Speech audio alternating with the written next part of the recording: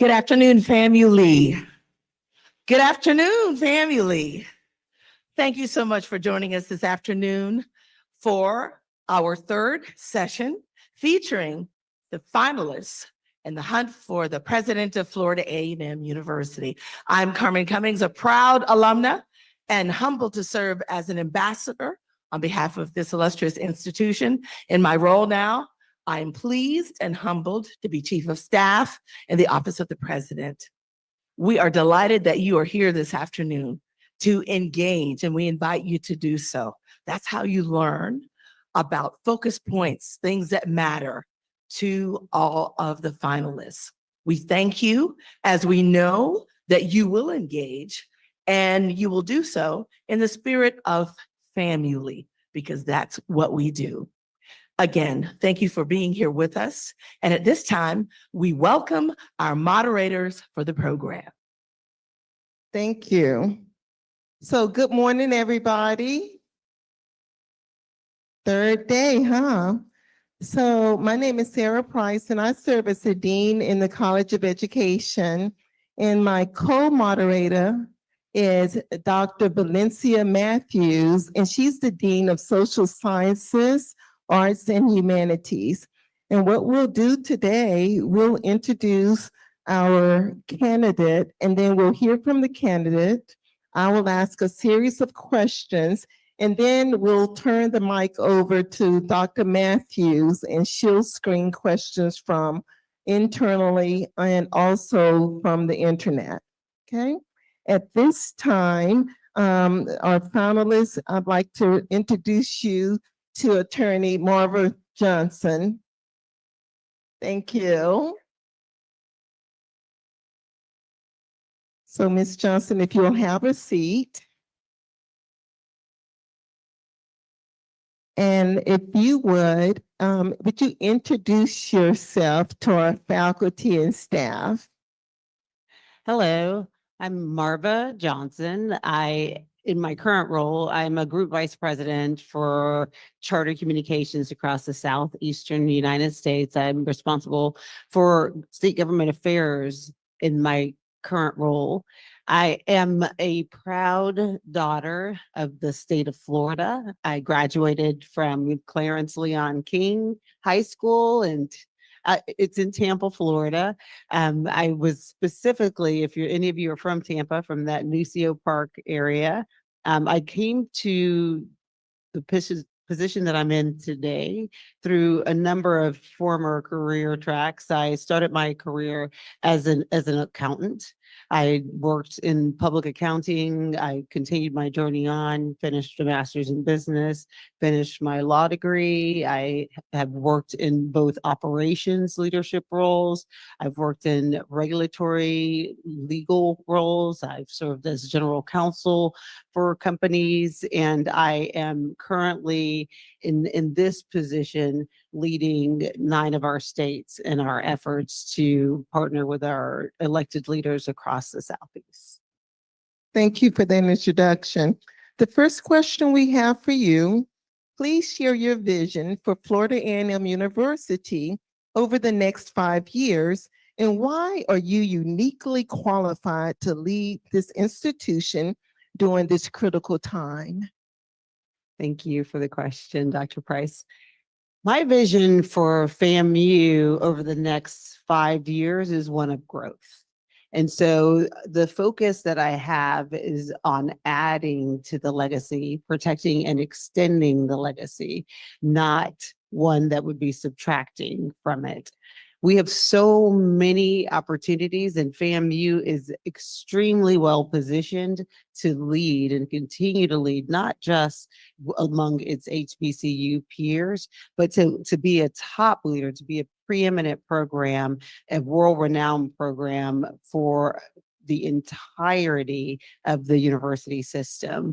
And there are a couple of things that will keep us on track and accelerate our ability to attain those goals faster. Many of them I don't have to repeat for you. You already know. We have to make sure that we continue to invest in student success. At the end of the day, the number one reason that most of the people on this campus show up, and it should be the number one reason 100% 100% of the people on this campus show up, is to ensure that our students are getting the skills they need in order to be, to have productive careers. They're getting those skills in a way that makes them adaptable so that they can grow as the workforce changes and meet the growth of this changing workforce. And to make sure that as they start their professional lives, they're not starting with an anchor of debt. So we need to make sure that our students can come through the programs and finish the programs in the allotted time, which is generally 4 years for most of our programs. So they're not carrying 6 years of debt and losing 2 years of income earning potential. So we've got to focus on student success as a priority. And over the next 5 years, we have great opportunities to continue to invest in making sure that we've got the programs that are meeting our students where they need. I would love to talk to not just students who are currently within the advising process and working on their degrees here, but also some students who may not be with us anymore. Students who did not make it through. They didn't get through 4 or 6 years and they still have yet to complete their degrees. I want to know what we could have done differently, because we're talking to students I know today that are still here, but I would love to see what we can do to accelerate completers across the board as well. So again, shoring up our support for our student success is indeed a priority, and investing in our faculty. Our faculty are really the diamonds in our ability to actually make sure that we are exceptional in delivery of services to our students. So we need to make sure that our faculty, that they are valued. We need to make sure that they're getting the time they need in order to be able to do meaningful research that helps accelerate their professional careers. We need to understand what the career tracks are for some of our professional staff, so that they find meaningful opportunities to bring value to our students' success. And so investing in our faculty and in our faculty training and in their ability to attend conferences that help grow their career and their networks is all within that student success bucket. I do think that if we focus on the number one and keep the number one, everything else we're spending money on is ancillary. So getting to R1 status is critically important. We have some strategies that I think we can accelerate that status with. We're already spending at the right per capita level. We're spending well above the 50 million required to get to R1 status. Where we need to actually show growth is in the number of PhDs we're able to produce. And one opportunity for us to produce PhDs, we learned this in the business world, it's actually easier in terms of efficacy, it's more efficient to retain a customer than it is to put together a marketing strategy and actually go provision a new customer. So the best opportunity for success for us is to take students who are all but dissertation and bring them back and see what we can do to help them get to that PhD status, and then to look to see how we can grow capacity to improve and increase the number of PhDs we're producing each year.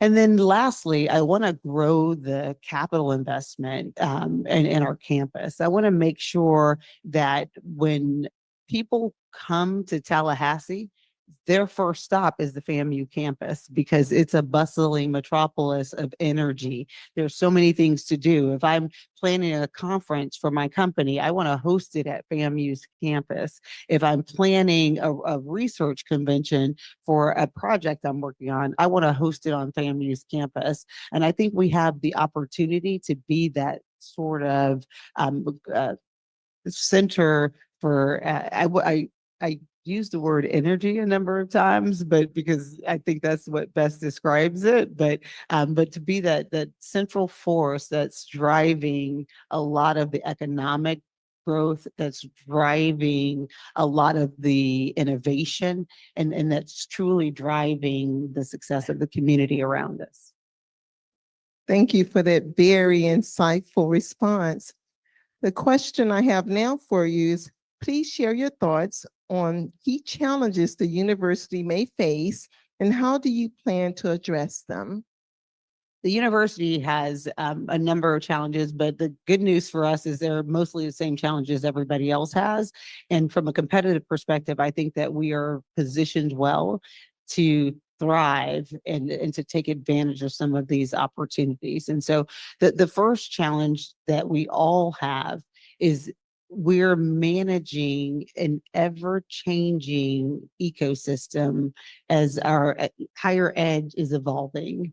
And students have different choices now. If your priority is to identify your best path to economic prosperity or to economic independence, then you could perhaps look at a career that you can use micro credentialing to stack, or you could look at a state college program that might give you a two-year degree that allows you to earn income that meets your family's needs. And so our students have options that maybe students 20 years ago or 30 years ago didn't have. And so we're competing not just against other universities, we're also competing for other options that drive social mobility for families. And so as we think about how we can overcome that challenge, the best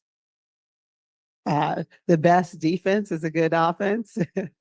So we need to make sure that we are taking advantage of our situation as a good investment. I mean, right now, you can get a degree as an out-of-state student from FAMU for about $15,000. And that's a pretty good value when you look at the two schools, the two HBCUs that are private that rank above us.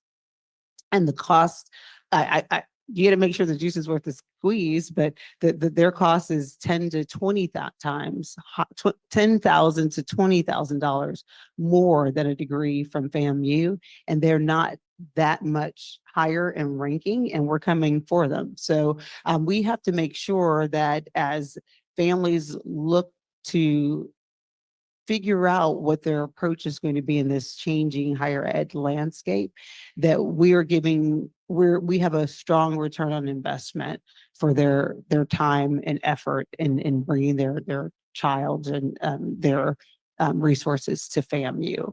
And I think we're on track for that. The other challenge is that we are seeing some changes in the funding models. We've already been impacted across both at a state and federal level and some of the funding sources.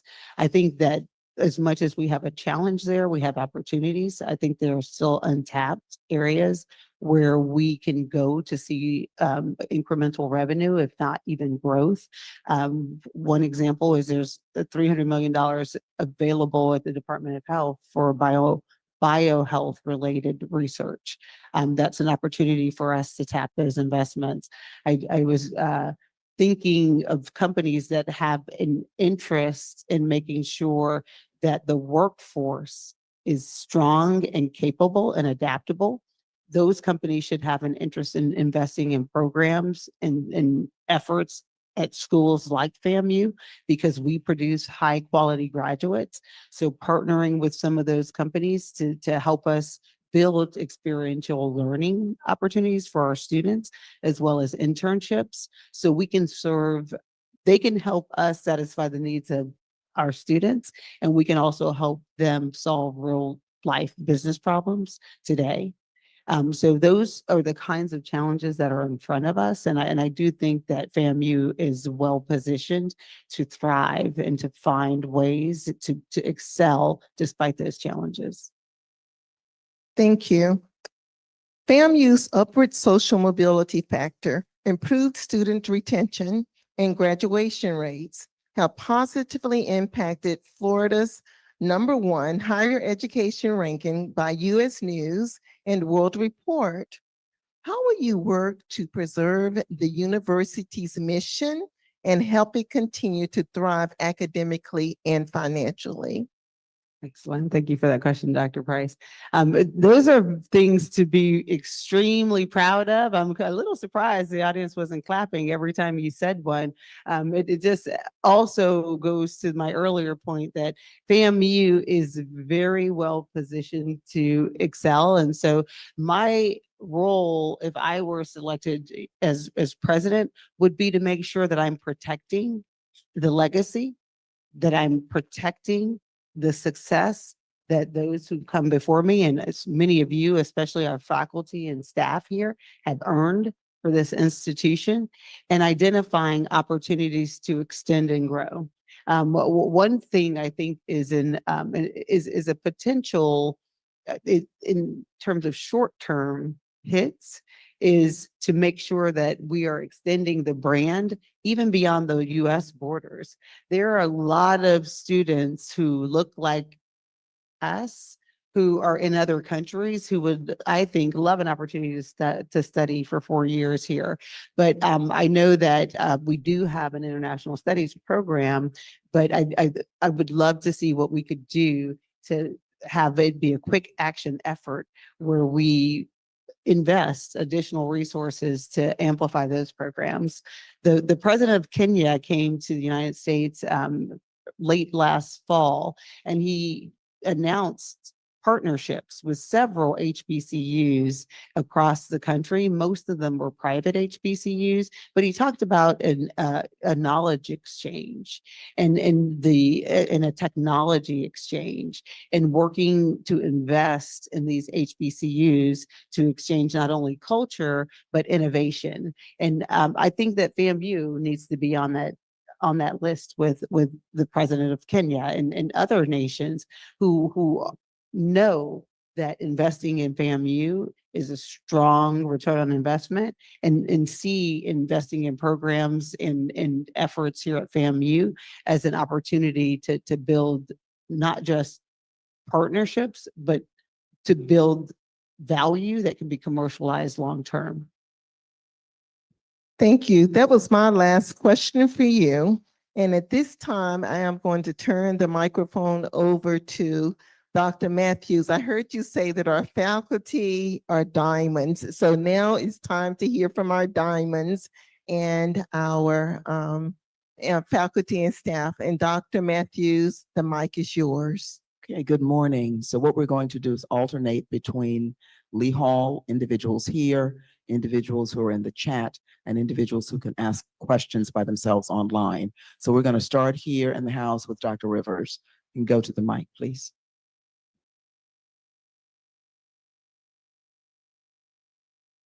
Hello, Hello. Attorney Johnson. My name is Larry E. Rivers, and I have a question, and it's a question that I think a lot of people have been thinking about, but they have not articulated it. But my question is, what are your thoughts about DEI and the role of DEI in higher education in terms of curricula and personnel? Thank you. Thank you for the question. I think that FAMU's mission is very much intact. I don't see any changes in legislative approaches or in policy approaches that change the mission. And as we consider what manifestation of our mission looks like in real time, I do believe that it's impossible for a university that is grounded in its status as a historically Black college and university to be anything other than inclusive, to be anything other than innovative, and to do anything other than tell the truth about historically how cultures have been managed, have come to be, how cultures have interacted with one another, and what the impact of that is on the economy, what the impact of that is on art, what the impact of that is on innovation. So I don't see that there's been any directive or mission that should, or law that should change, or that has changed FAMU's mission. And I don't really see that coming. And so at the end of the day, what I know most corporations understand, and that is diversity is its own business case. You can call it what you want, but companies that have diverse workforces actually have a higher rate of return. They perform better. So I appreciate that we're all watching to try to interpret what the goals or objectives of some of these orders are, but I don't feel that we need to I don't think we're vulnerable in the context of our mission here at FAMU. Okay, thank you. So the next question will come from Dr. Harris online.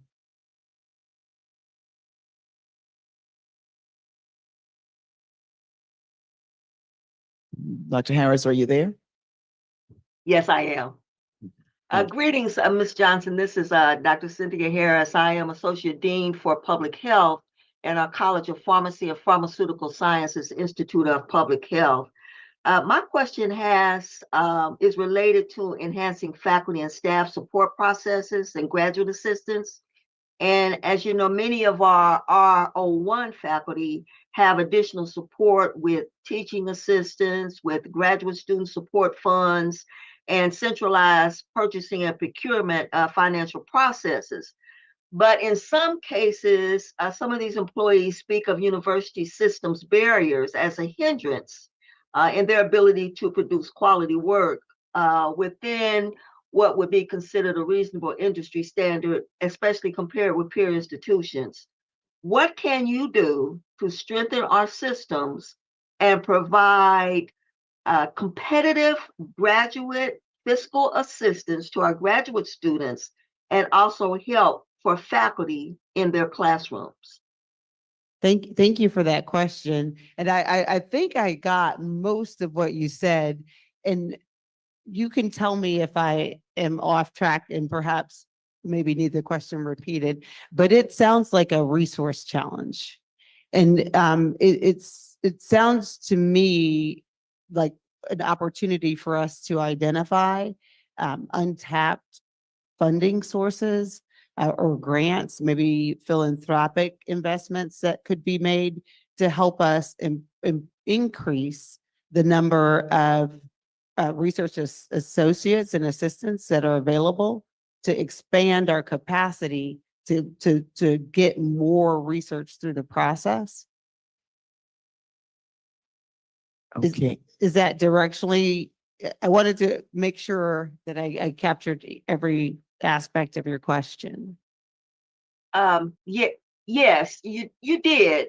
For the most part, we are in a situation where our graduate assistants, graduate students in general, are going to be what really helps move us towards R1 status. However, we do not have, compared to peer institutions, competitive salaries for our graduate students to attract students to come to FAMU in the numbers that we would need to reach R1 status. So that is really where I am, the focus of my question.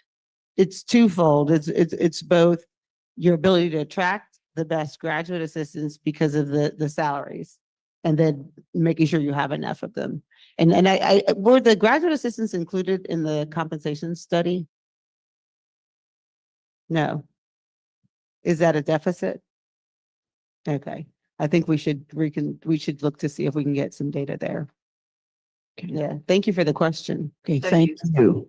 So we're going to go online, and then after we do that, in the flower to me on the right, if you could go to the mic now, and then the others line up on either side so I can call you, but we're going to a question from the chat What is your vision for the Computer Information Systems Science program?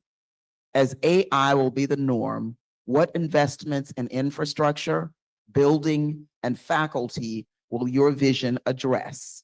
This is on the backdrop that the CIS Tech Building will be demolished. That is a fantastic question. And I'm not familiar with the CIM tech building being demolished. But one of my concerns in general is making sure that we have the right capital assets here. I think we have an opportunity to invest more in our capital assets and to grow the footprint for the university.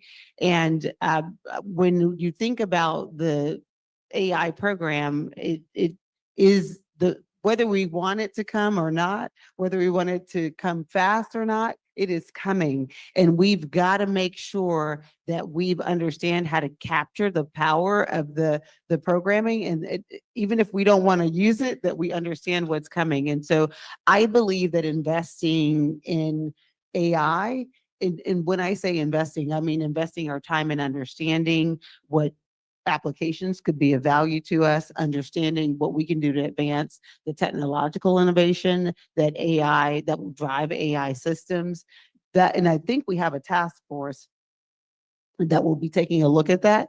But what we should be doing immediately as well is leveraging AI in those safe spaces where it's already been tested in other industries to see where those opportunities where it gives us an opportunity to uplift services and the quality of services on campus. And one area we talked about earlier was using AI to better inform our academic advising so that it can give real-time data that's got a little bit more detail and nuance to it to some of our advising staff to better facilitate student success and to support feedback for students going forward.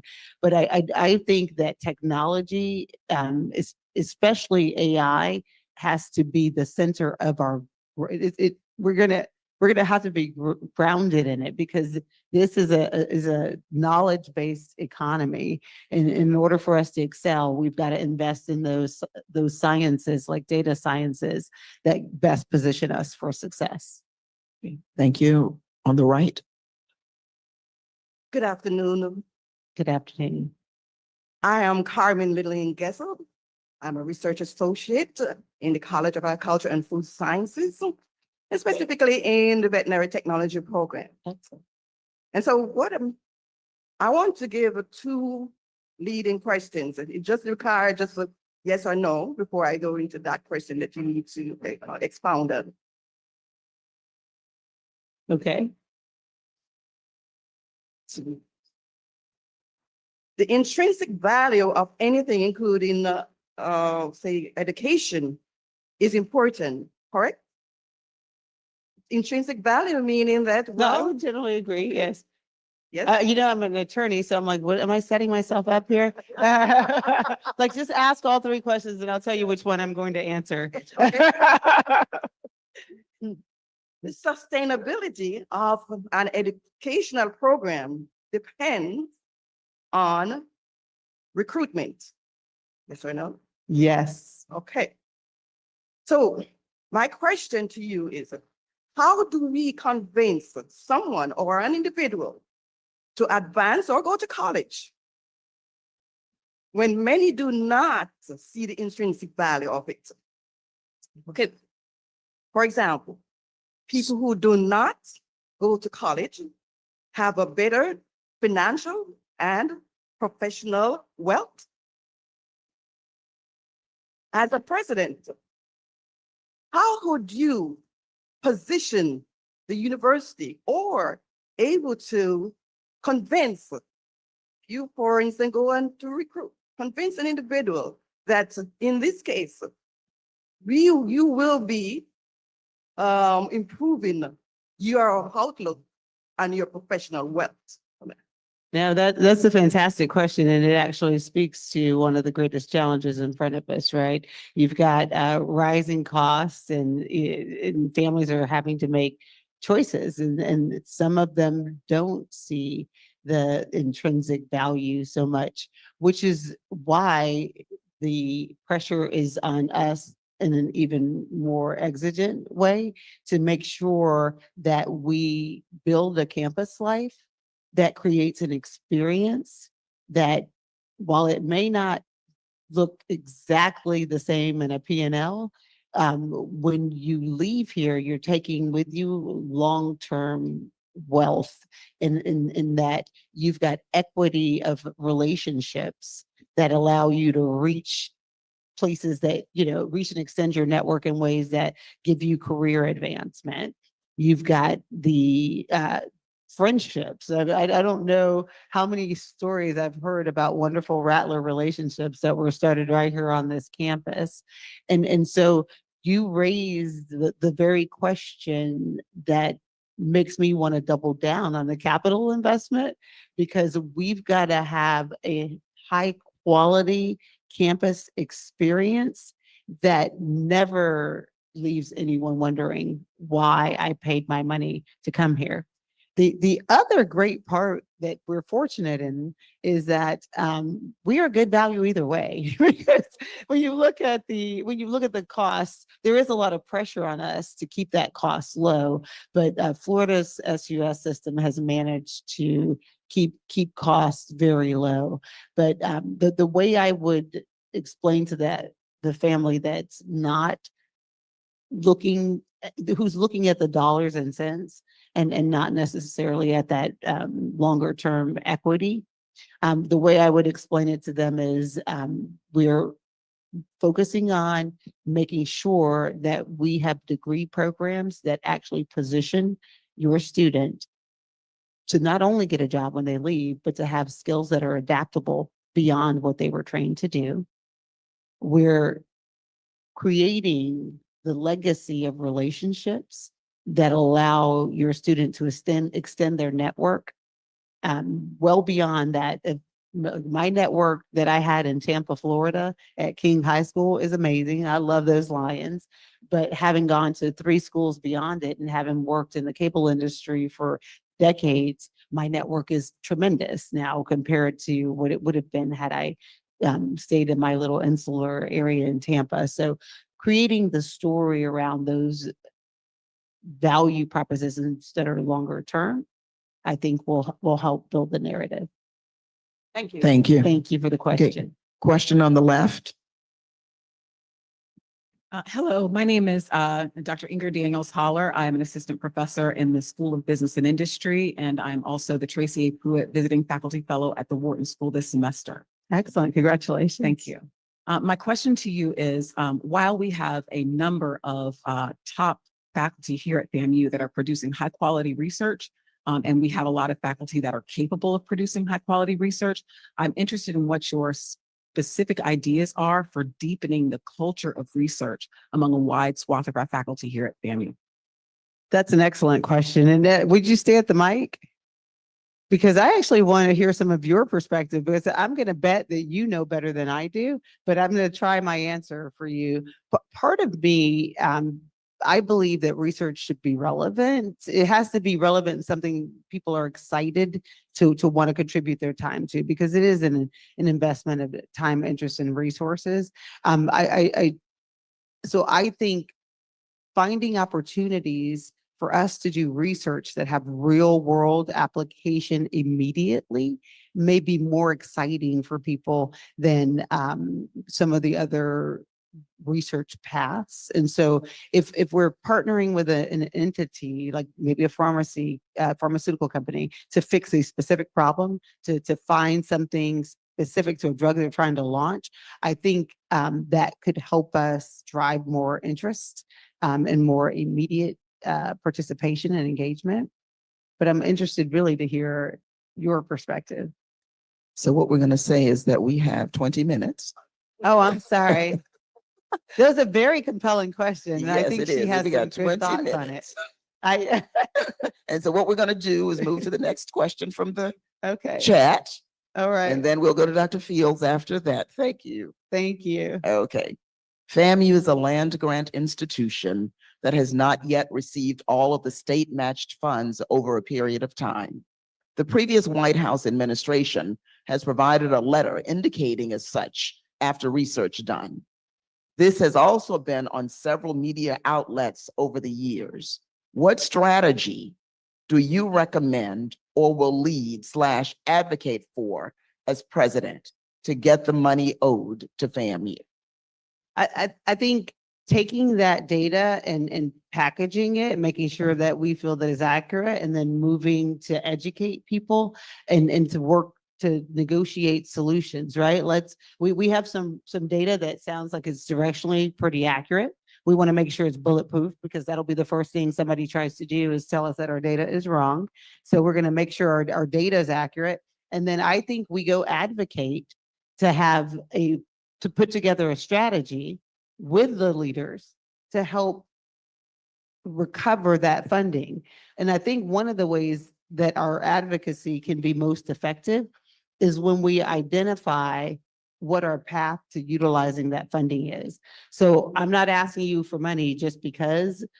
I'm asking that you provide the funding that was intended so that we can actually further the following things.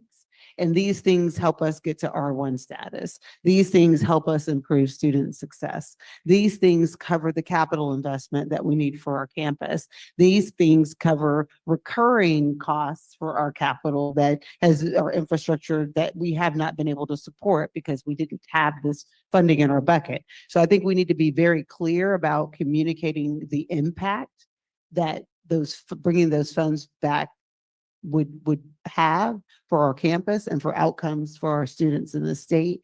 And I think we need to get to work, go start knocking on doors and doing our advocacy to build our champions and create strategies that help us recover.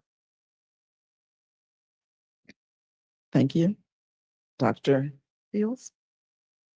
Good morning, Ms. Johnson. Good morning, how are you? I'm fine. I am Dr. Nika Fields. I'm Director of Counseling Services. And one of the things I want you to know is that we've been accredited since 1989. We've never lost accreditation. That's because we go by certain standards.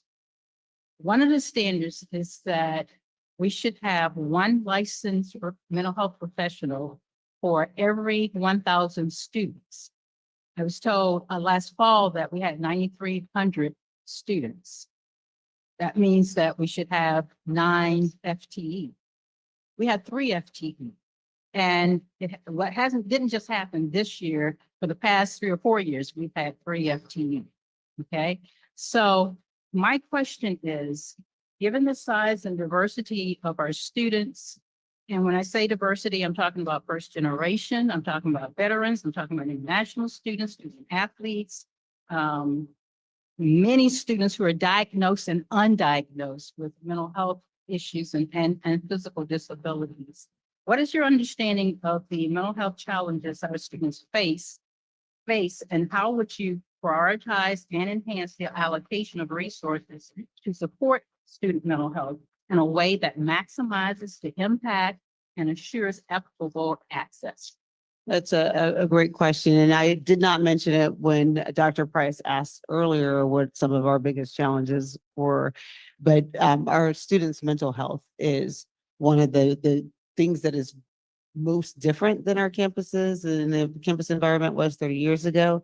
And it is one of our biggest challenges and opportunities to find ways to better serve our students. And so as we look at the funding formula you just reviewed, I'm assuming that it aligns with other SUS universities and they're applying the exact same formula as well.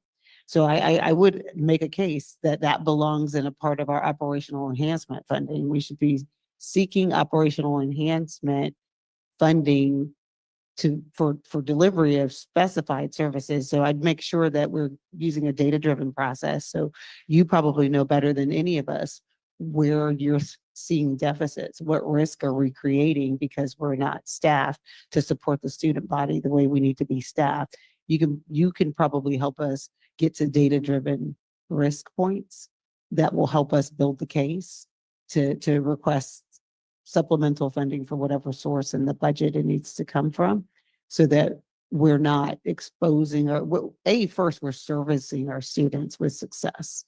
Because setting aside risk, someone being hurt, that is a concern. But our first priority really should be the student's success. So I should be investing resources that help me make sure that they're able to graduate and complete their program, to master the content, to do so in 4 years, to minimize their student loan debt, and to move on and live a happy, healthy, and productive life. So I would love to work with you to figure out exactly what supplemental data we need in order to build a business case that helps evidence what the value will be and what the risk is if we don't make the investment that the model would dictate. Okay, thank you. So we're going to have a question in the right aisle. We're going to go to the chat and then Dr. Thorne.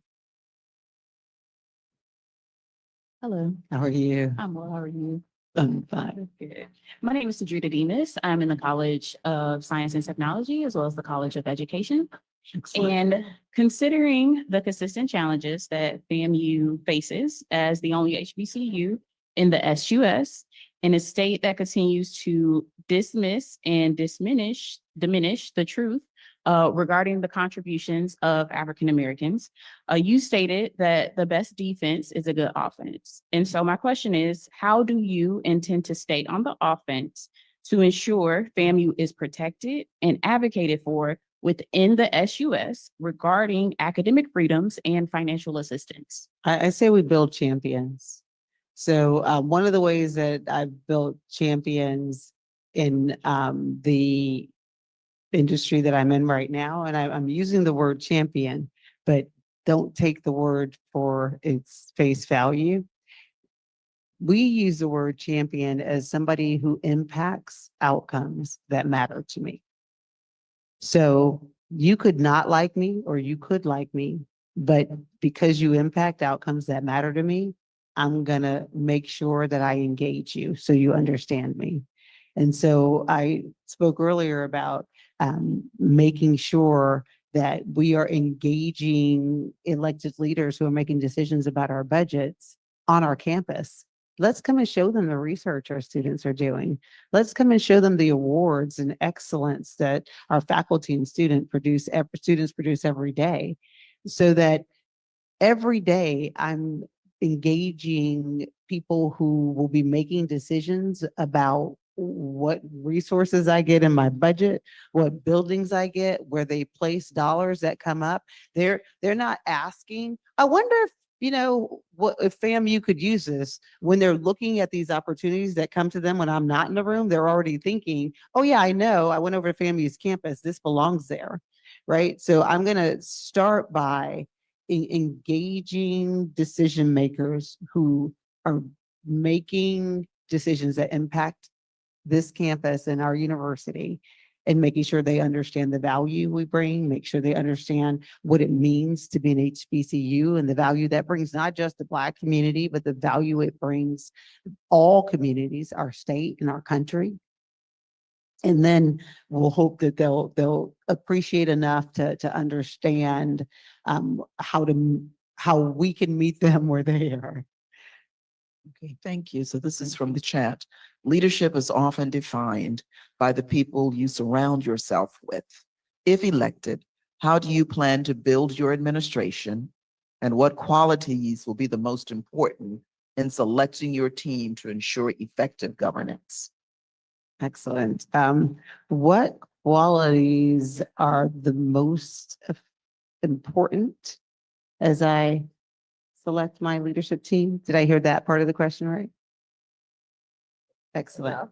Yeah, I like to work hard. So I appreciate people who bring passion to what they do, and commitment to what they do, and accountability to what they do. And when you have those characteristics collectively, the output is hard work. And so that is a priority for me in terms of building a leadership team. The second priority to me is loyalty. I believe not that the team has to be loyal to me. The team has to be loyal to the mission.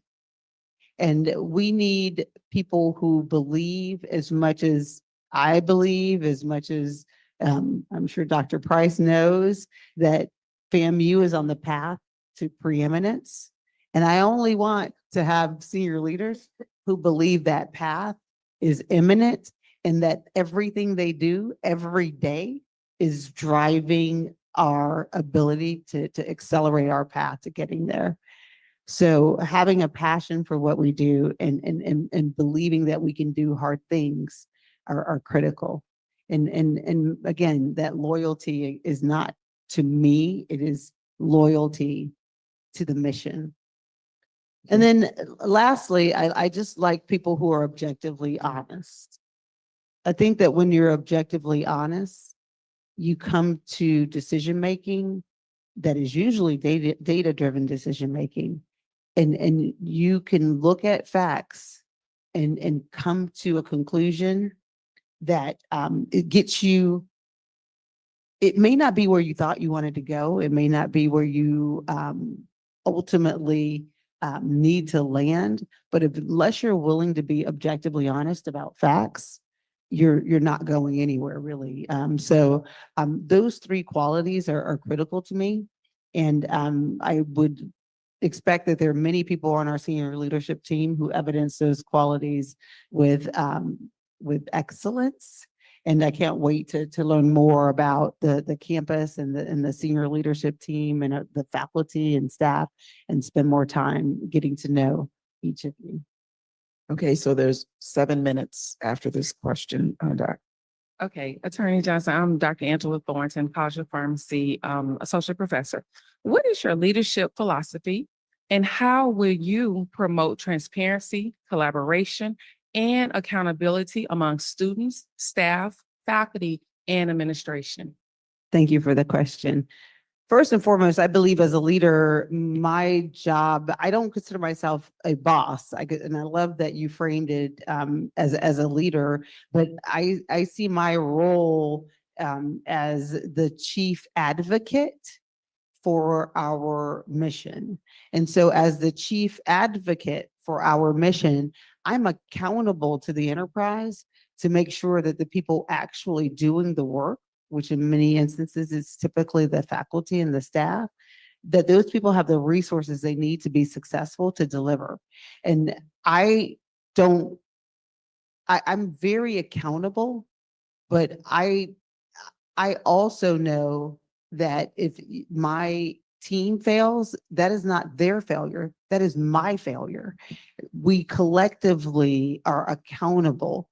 I can't parse the job up, and there will be some things that people will do that I don't have to take accountability for in the end. But when someone on my team fails in a deliverable, I immediately think, where did I not support them well enough? What resource did they need that they didn't have? Did I miss an opportunity to give them input and feedback that would have helped them succeed in a different way? So I take failure of anybody on my team and anybody in my work stream personally, because I believe in accountability. And so coming back to your initial question, what's my leadership philosophy? I have two guiding principles. The first is to have an open door and an open mind. And I love to hear people's thoughts, and I'm happy to have my thinking shifted. And I believe iron sharpens iron. Don't just tell me I'm right because you think I'm the boss and you think that looks good. I'd rather you tell me I'm wrong and we work it all out and figure out how to do it right than us get to the wrong outcome.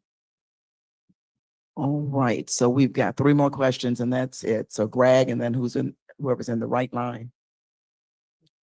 Good afternoon, Richard Gregg, professor in the School of the Environment. And you sort of already started to answer my question, and it's around shared governance. So you just stated that you're open-minded. You said this morning you were collaborative. Yes. And you just recently stated you would engage people and get the facts. So I think we would want to hear a little more specifics of how you would be open-minded in engaging the faculty and the staff in the whole idea of shared governance is what we call it here in the academic arena. But I'd also like you to, if you could, in answering that question, tell us where shared governance showed up or was practiced in your role, in your executive roles. Excellent. Thank you. Thank you. Thank you. That's one of the interesting parts about working in corporate America in this environment is that it pretty much always is shared governance and freedom of thought, because we're actually objectively trying to get to the best outcome from for our customers, and we got to get there fast. And so it's almost a little extreme, because we have, no matter what level you are in an organization, the expectation is that if you understand something enough to have an opinion about it, I owe you that, as I owe the business that. I don't even owe it to you. I owe the business the responsibility of listening to you, because your input could make the outcome for our customers better. So, the theory of shared governance is one that's, to me, easy to buy in on, because we want to come to the best outcomes. And talking to myself in an echo chamber is not productive and doesn't get us to the best outcomes. Now, I do want to differentiate between shared governance and shared accountability. So there'll be some people we share governance with and some people we share accountability with. And I want to make sure that it's clear that, sometimes opinions are useful in their opinions, but there has to be somebody who gets to make the decision. And at the end of the day, that's what I think the leader has to do. That's the responsibility of the leader. But I think the way you get to shared governance in the most elegant way is to always be on the same team. I shouldn't be sitting in my office talking to the senior leadership team alone. I should be sitting in the classroom, seeing what our students see. I should be having lunch with faculty and staff. We should all be eating with the students, making sure we're getting their feedback and understanding how the campus is responding to their needs. So listening is a critical element of shared governance, and accountability is its sister. So those are the ways I think I would implement the vision for a harmonious shared governance structure. Okay, so I have to ask one from online and then Laureate. Community engagement is a cornerstone for any university's mission, and outreach programs serve as vital bridges between the institution and the broader public. As the next potential leader of FAMU, how do you envision the role of outreach programs in strengthening the university's impact beyond campus? What specific strategies would you implement to ensure these programs foster lasting relationships, expand opportunities, and contribute meaningfully to the success of both FAMU and the communities it serves? We have 3 minutes for that, for everything, with the next question. I do believe in community, and there's a reason that universities are called community anchor institutions.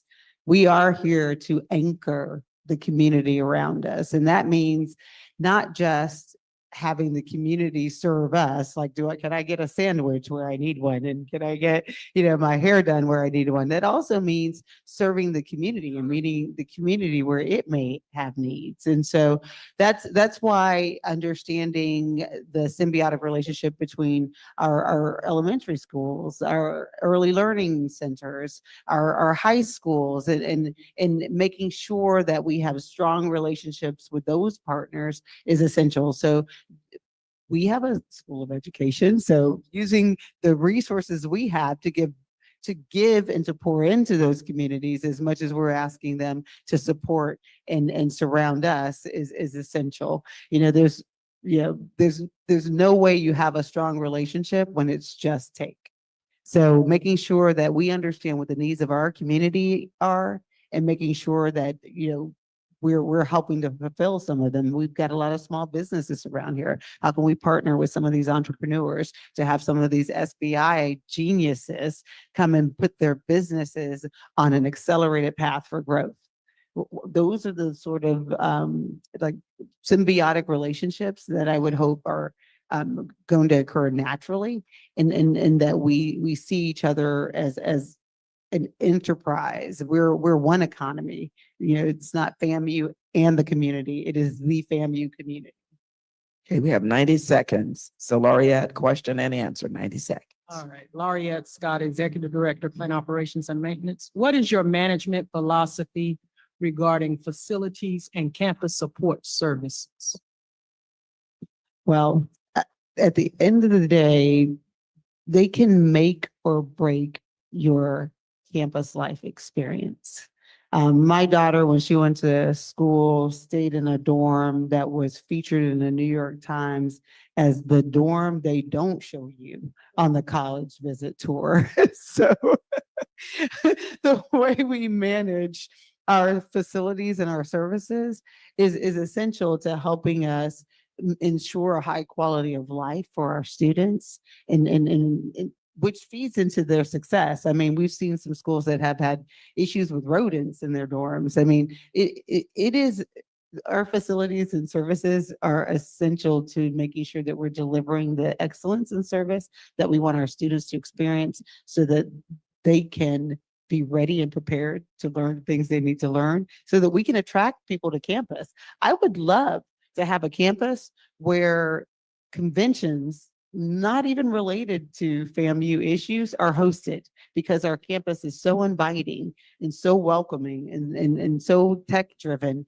that they immediately become a gathering place for people who may not even have a relationship with FAMU. So I think that investing in our capital infrastructure is critical. And one of the things I'd love to figure out is how much property is around us that we don't own, that we need to think about owning, and think about our future footprint. And even if it's not today, it's 10 years from now, we still need to begin planning progress in that direction. Thank you, Dr. Price. Thank you, Dr. Matthews. So faculty and staff, thank you for your engaging questions and the conversation that we've had today. And it has been a conversation.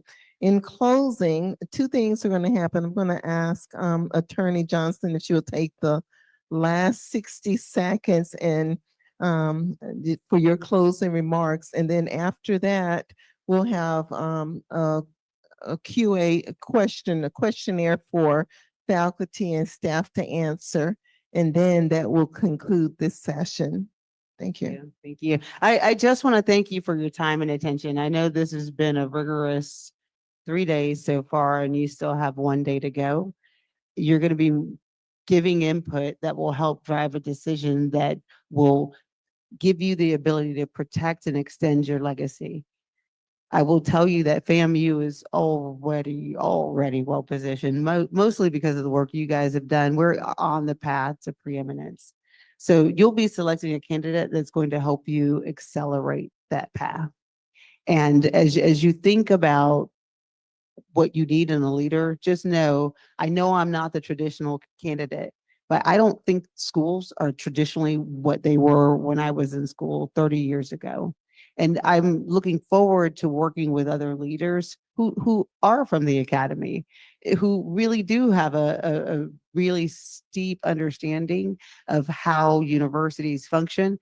But I would love an opportunity if you could support giving positive feedback for me, to partner with you, to think of that big, hairy, audacious goal and what FAMU could look like that maybe none of us ever dreamed. I think the legacy is tremendous, and I would love to work with you to have the opportunity to expand it. Thank you.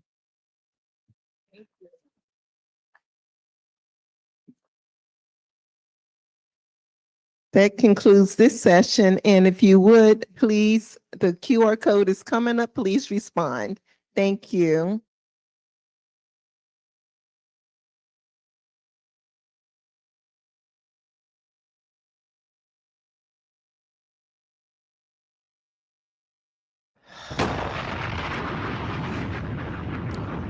Listen, you know how I feel, right? Let me tell y'all how I feel right now.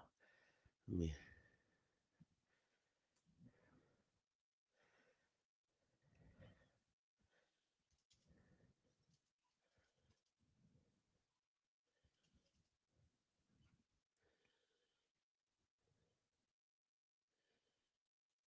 I'm trying to find it.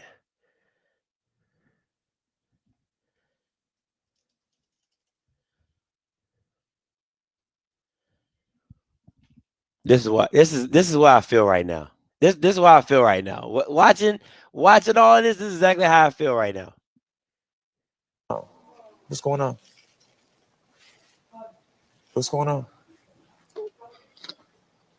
Doctor. I'm done. Cut the show. I'm done. Take me off. Take me off. Cut the show.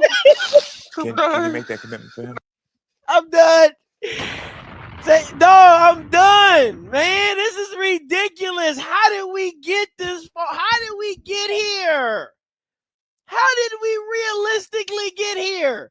Like, dog, the girl be in the matrix with these questions. They be like, this is how she be doing the question. I'm like, ma'am, have you answered anything at this point? Again. Oh, what's going on? What's going on? Doctor. I'm done.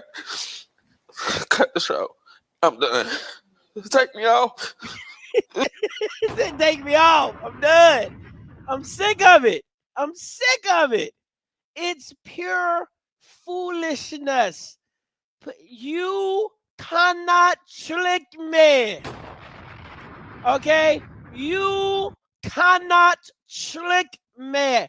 Listen, man, this lady, boy, when I tell you this lady be out here, if you can dodge a wrench, you can dodge a ball. Man, listen, you can't hold her feet to the DEI question. Took the cake for me. This lady said, I haven't seen any laws that would make FAMU vulnerable to what? They don't even want African American studies being taught. We're at HBCU. Ma'am, you're black. Okay? Huh? What? How did we get here? Everybody in this goddamn building is black. You talking about I don't see any legislation coming down and talking, and it. Let me not say this. Okay. The question about getting the money owed. Dog, this lady said, I build champions. He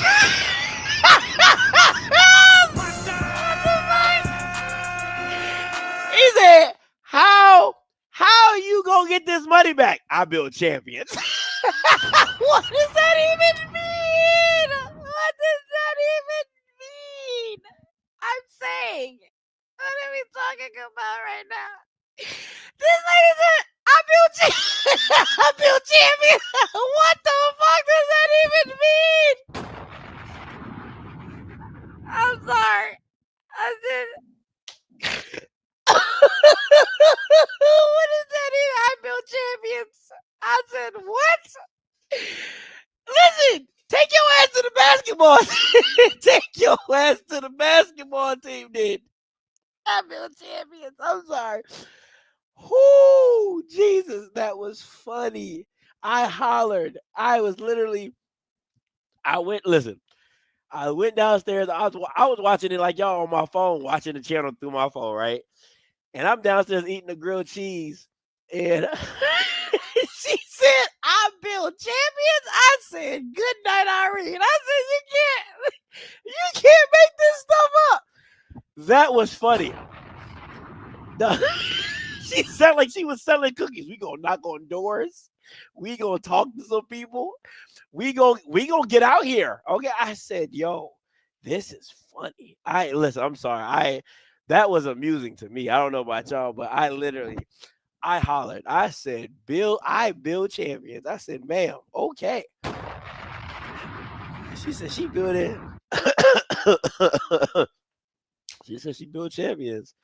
Okay. I said, you need to be talking. You need to be talking to Miss Suggs.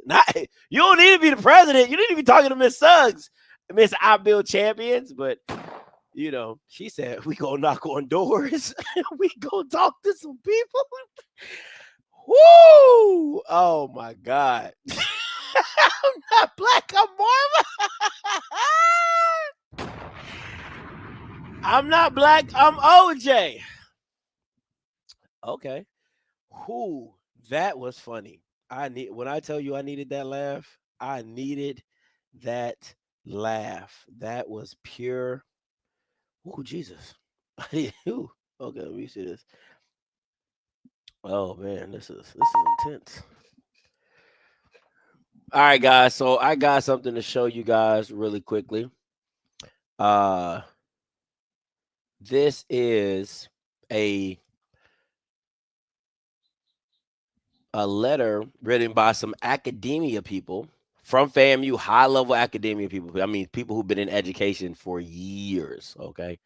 Absolutely years. And they wrote this letter breaking down some of the issues, right?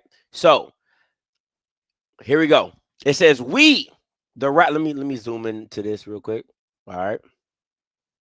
Oh, too much zoom. All right. It says, we, the Rattlers in the Academy, a national collective of FAMU alum with distinguished careers in service in higher education leadership, urge that FAMU's next president be selected through a rigorous, transparent, and evidence-based process as former and current chancellors, provosts, deans, faculty leaders across HBCUs, PWIs, Carnegie Class, R1 and R2 research universities, comprehensive publics, and elite privates. We bring firsthand insight to what it takes to lead a university towards sustained academic excellence. The next president must be more than a figurehead. FAMU's continued success depends on a president who is not only visionary, but also experienced in the complex and dynamic landscape of higher education leadership. The FAMU leader must bring visionary academic leadership and experience that inspires a campus-wide culture of excellence and equity. A proven record in research growth, including external funding, interdisciplinary collaboration, and graduate education. Clearly what the people have asked in these questions about graduate education and things like that with the stipends, all right? A deep commitment to strategic data illumination to drive student success, including strategies to close retention and graduation equity gaps. Now listen, there's a lot of abbreviations that's coming. I don't know what they're talking about. So if you know, I don't. Okay. You know, I just got an associate's. Okay. Just bear with me. Expertise in accreditation, both regional. SACSCOC is a specialized accreditations for business. AAA, CSB, engineering, ABET, pharmacy, ACPE, nursing, CCNE, education, CAEP, architecture, NAAB, and law, ABA. Fundraising and political acumen to build partnerships and secure resources that expand FAMU's impact. Student success is an institutional imperative. FAMU stands as a national leader in graduating Black students, especially in high-demand professional fields. Sustaining this impact, right, requires data-driven, which she said, student success strategies and executive leadership focused on retention, on-time graduation, and career readiness. These outcomes are not just moral imperatives. They directly influence Board of Governors, BOG, performance metrics, which in turn affect state funding formulas and institutional resources allocations. Accreditation is non-negotiable. Accreditation, regional and specialized, is the foundation for federal funding, academic credibility, programmatic excellence. FAMU's next president must bring experience managing accreditation processes, aligning institutional strategy with compliance, and supporting programs that continue through continuous investment and improvement. Research productivity drives national reputation. FAMU has built real momentum, securing $66 million in research awards and $50 million in expenditures in 2021. Peer HBCUs like Howard, now designated R1 with $122 million in research funding, and Morgan State nearing the threshold with $88.5 million. demonstrate what achievable under visionary leadership. FAMU's next president must not only preserve this trajectory, but expand it, cultivating a research ecosystems that draws top-tier faculty, competitive students, and sustained investment. Lessons in leadership for peer institutions at Howard University and Morgan State. Presidents like Dr. Wayne Frederick, Dr. Ben Vincent, Dr. David Wilson, all exemplify the leadership traits required to elevate premier research universities to the next level.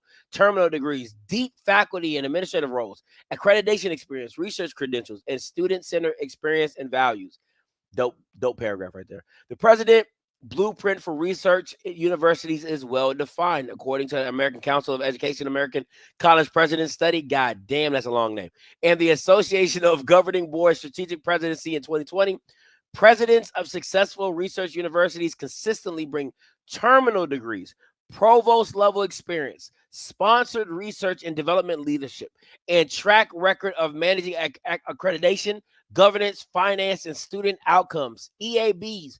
Profile of the modern college president 2021 similarly emphasizes the needs for presidents who balance academic excellence with external demands.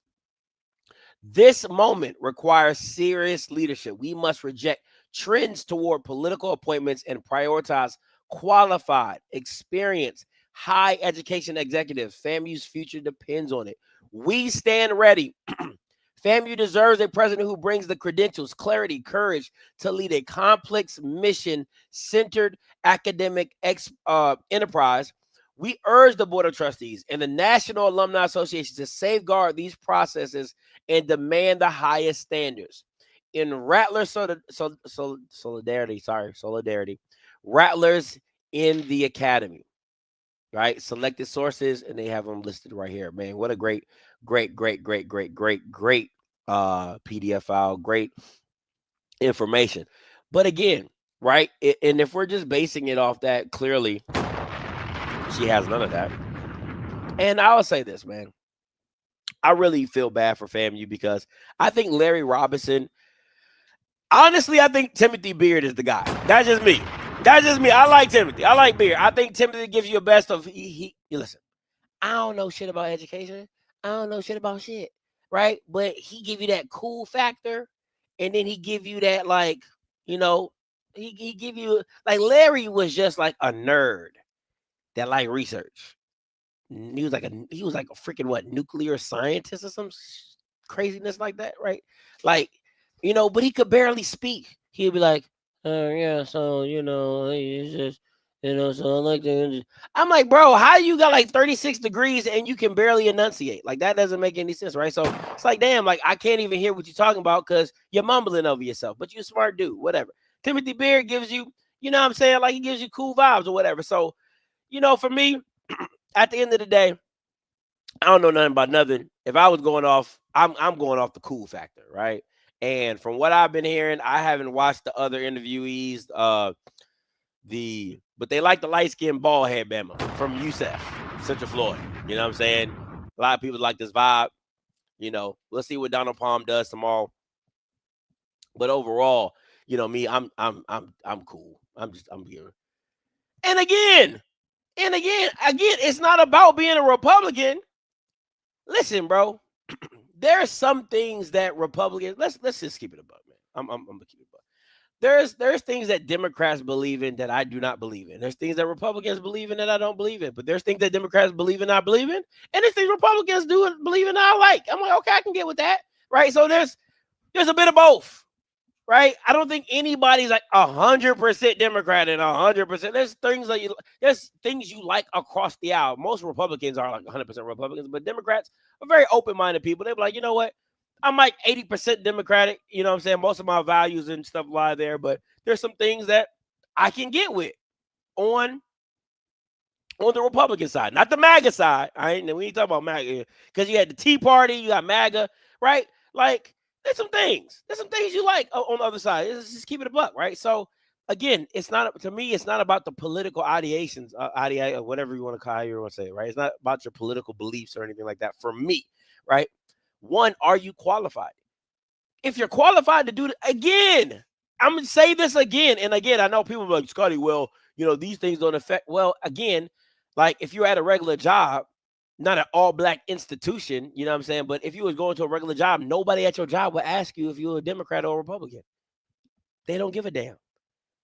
Even whatever they're doing or getting into, right? Now at universities and state-ran universities and political appointees and all, it gets kind of eerie because of those type of things. So people want to know your political beliefs, right? But at the end of the day, man, you can't even check the first box of being qualified. What are we talking about? You know what I'm saying? What are we talking about? All right, Mr. Governor, coming to you. Hey, man, I just sent you a link. I want you to pull that link up. It's from Roland Martin's, from the guy Hector yesterday, right? Yeah. And you don't have to play it, but I just want you to start it where he did his 5-year plan, right? Okay. For FAMU. And I want to show the comparison and 5 years beyond compared to, and you can even run it back because even some of it just to show you the level of competence to even try to get the job. He doesn't have the job. So I want you to pull that so people can see the difference when people are qualified, when people come prepared. And I'm going to keep saying this to my young people. When you are coming to a job interview, there's 2 parts of the job interview. It's your resume and it's the interview. And you have to be prepared on both. So when Scottay pulls it up, this is going to show the difference because there's levels to this. There are levels to this. We did not see any of this. And AI cannot help put this together because this goes back to my point about solutions and thought processes. So when you get that up, let me know. I got because did you get the okay? Yeah, I this got is to what pull it up. Huh? I got to pull it up right now. Okay. Hold on one second. All right, he's pulling it up right now. Now move it forward a little bit. Because it should be where he has the breakdown. Because I thought I timestamped it right where it was at. Yeah, right there. Look, make this a little bit bigger, Scotty, if you can, just a little bit. That's as big as it can go. Okay. Okay. Well, I'm going to read it from the other side. Short-term goals year 1. Did we hear her talk about anything that she was going to do immediately for FAMU? No. Listen to what he said.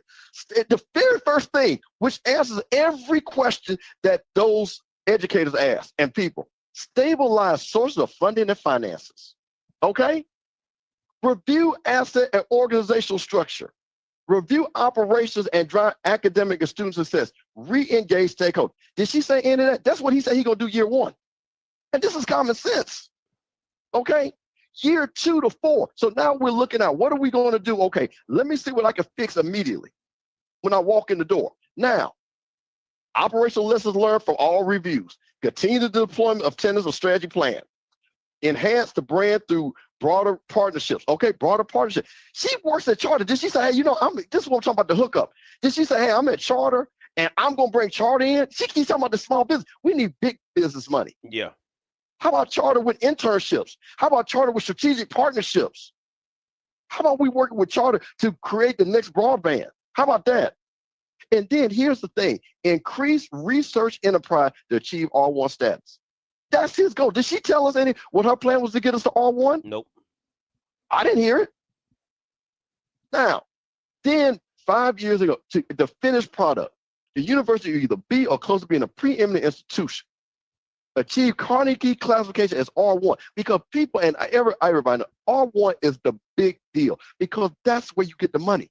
When you get that R1 data, that's when you get hundreds of millions of dollars from the Rockefeller Foundation, the Carnegie Foundation, all these different research platforms that pay out. And relationship with state, local, and federal legislation are strength. Did you hear her talk about her relationships? Negative. Strengthen? Nope. So this man literally in one graph, and you can even go forward, and he's got other things just graphically that if I didn't know who the hell he was, at least I know where he's going. This is called a roadmap, Scotty. This is called a roadmap. See, she the type of person, you be like, hey, you ever heard of Scotty's? Yeah. How we gonna get there? Yeah, well, I heard it's on the west side. What? What you mean it's on the west side? Just drive. We can't get use there. Waze? Just drive. You just driving. All on 285 got our ass stuck. All in traffic. This is what we're talking about, a plan. And this is what these other people have done. So this is what I'm saying. This ain't got nothing to do with who she is, what she is. It's about what she's projected. And if this man could come in here, and you don't think Donald Palmer's going to have the same thing? Ready to roll, rock and roll? And again, People want to know what you're going to do. I'm going to keep saying this again. AI is a tool, it's not a solution. See, this man has thought about it, because to be a leader, the first thing you got to do is be able to think. Great leaders think.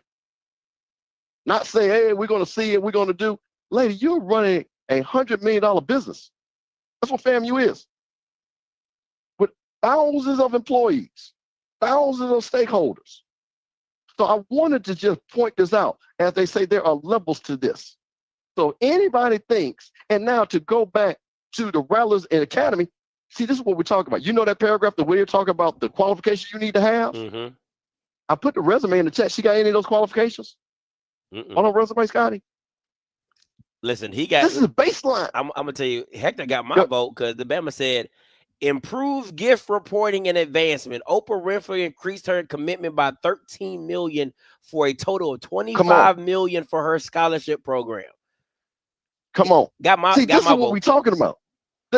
See, this is what I'm talking about.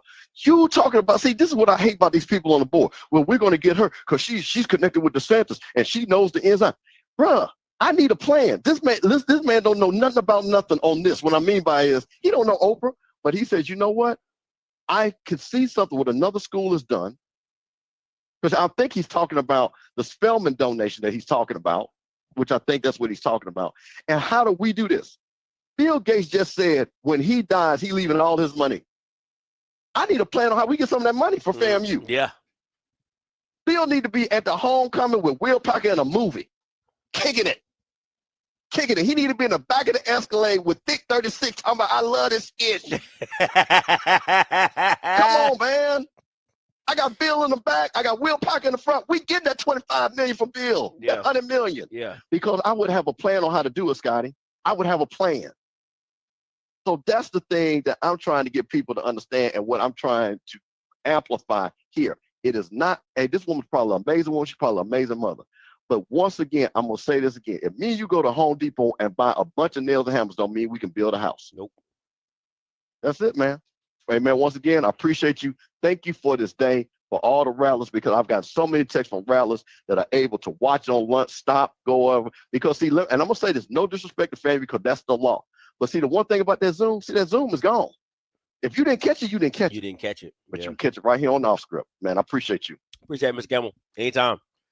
Hey, listen, I might have to replay this and you know, rolling my guy, you know, so I have to text him and make sure I can replay this.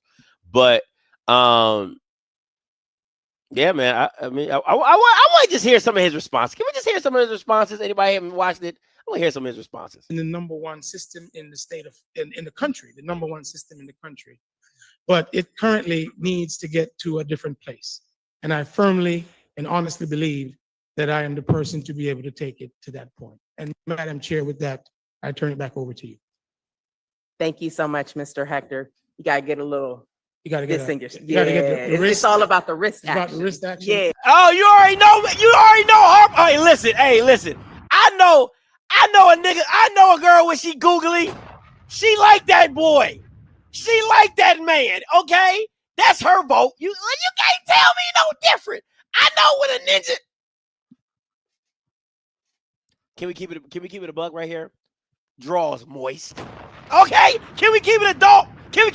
Draws moist. Okay. Ain't did none of that for Marva. I didn't watch 2 minutes of this thing. She a fan. Okay? She a fan. Look, all the teeth showing. All the teeth. Come on, man. I know game. Okay? I know game. Okay. I'm sorry. Let's keep it real. Yes, ma'am. Yes, ma'am. All right. Thank you so much for that presentation. We'll move into the question and answer period with the board. FAMU seeks a bold, innovative, inspirational, and strategic visionary who will be an unwavering champion for students and the programs that have driven the institution's momentum. Tell us about a time when you developed a strategic vision to improve outcomes and performance for a large, complex organization. What challenges did you face? How did you overcome them? And what was the outcome? Absolutely. I'll use my current experience here at the University of Central Florida. I was hired at the University of Central Florida after it had gone through a tumultuous time. It had Trevor Colburn Hall is what everyone probably would know about, and the expenditure of funds, different wrong color of funds. And at that time, I was still at Cornell University, and a colleague asked me if I would think about leaving and coming. I was moving down south, and said, "Would you come to UCF and take a look?" I've never heard of UCF before, and came down. Wonderful institution. I'm not sure why more people didn't know of UCF. I call it a diamond in the rough. However, I'm sorry. Can I slow this down for y'all? I'm sorry. I just like the presence. You know, like, don't give me, like, it's just the presence. Like, sometimes, and again, you know, Mr. Campbell says it, he says it to me all the time. The first impression is the best. The presence of him is just like, and first of all, he Caribbean. He give me Caribbean vibes. And you know, them Caribbean mamas don't be playing. Them Caribbean mamas don't play. Okay? He give me Caribbean vibes. So, you know, them Caribbean mamas different. Okay? They be saying chlee and yeah, they different. I did not get the temporary position. Temporary president said he was going to do it, so that's how I ended up at Morehouse. When Dr. Alexander Cartwright came to UCF, I was his first hire, and I was given the task, fix it. So not only did I have to fix it, what did I have to fix? When I got there, the first thing he told me, he wanted to take a look at. Stop it right there. Oh, I'm on this shit today. Oh, I see why people like him. I was given a task to fix it. What did I have to fix? The identification of the problem. I'm loving this, okay? I'm absolutely, compared to Marva, who was tap dancing around every question. She out there looking like Kermit, WB Frog, just tap dancing. He said I was given a task to fix it. What task? I'm about to tell you. I'm about to tell you what task.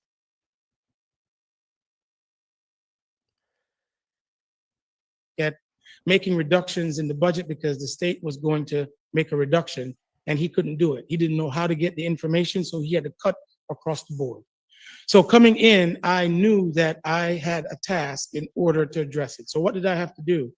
I had to basically transform the entire financial and operations of the institution from a finance, facilities, and operations standpoint. So what did we do? First of all, I hired an excellent vice president of facilities, and then we hired a real estate person, first time in the university's history. But at the same time, we were working on the finances. What we had to figure out is, why do we have so much carry forward? Why do we have so many areas still asking for funds and it's not there? Well, we did not have an ERP system. When the state university system devolved, everybody got their own ERP system.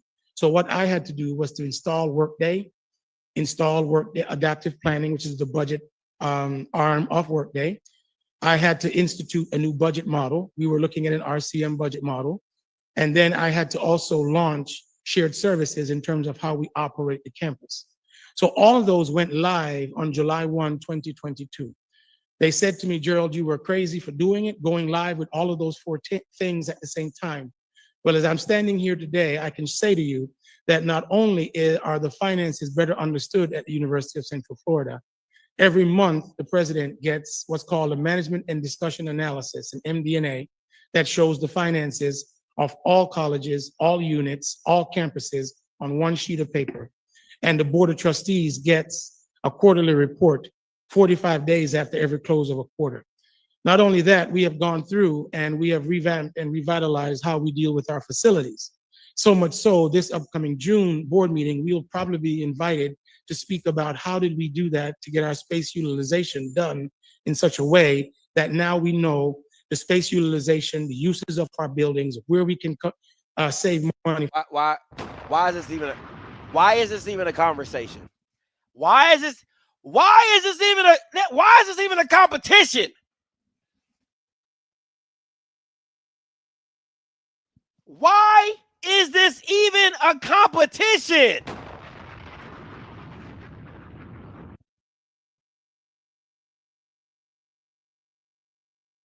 Dog, what are we talking about right now? Why? Come on, man. Come on, man. Come on, man. Not even, this ain't even, dog. I didn't listen.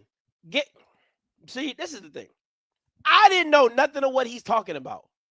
But I can ascertain all the steps and procedures he did to rectify the issue. At no point in time did MAGA Marva ever break down a scenario to the minute to say, hey, this is how I solved a high-level situation. I put this in place. I put that in place. I hired this person. I brought this around, and this was the defining it, the problem, and this is how it's solved, and this is what it looks like going forward today. Not once. Not once. Not at any point in time ever has that transpired at any point in time in her interviews. None of them. Why is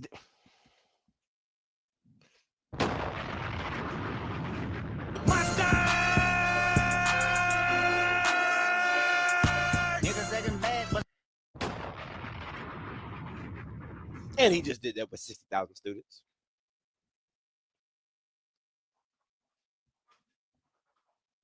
Why is this even a conversation?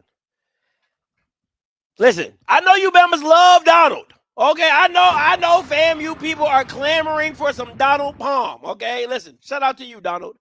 You ain't getting my vote. If I had a vote, you wouldn't get it. I ain't hear nothing you had to say. I'm sorry. I'm gonna have to keep it a buck. Listen, listen. I love FAMU. I do. I really do. Listen. You was a part of that 237, my boy. If you was a part of the 237, you can't be president. I'm just sorry. You can't. That is a forever blemish. That just automatically pushes you out the door for me. If you was a part of the 237, you can't be president for me. I'm just keeping it a buck. Listen, I know y'all. I know how y'all feel. I know alums want him. Oh, he's been a part of this. I don't want to hear none of that. Donald was a part of 237. Got to go. Nope. Now you can stay in whatever capacity you in right now, but you couldn't be my president. You ain't getting my vote. Tell you right now. In a way, and let me just tell you this. I can tell you who else ain't giving you no votes either. I can tell you what, she ain't giving you no votes either. Okay? You see them full-fledged teeth? Okay? She says, I like them caramel and bald. Okay? Ain't got an accent. That's what she said. That's what them teeth tell me. So you ain't getting no vote from her, Paul. I'm just telling you that right now, my boy. Okay? You ain't getting no vote from her, Paul. Her teeth have decided. Her draws have decided. Okay? She trying to see him every board meeting, okay? She said, I don't want to just see you here at the interview. Oh, no. I'm trying to see you at every board meeting, okay?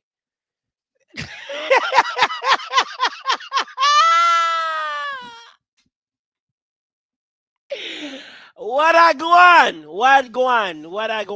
You know what I'm saying? They just bumba clot. She trying to get all that, okay? He said, call her Stella.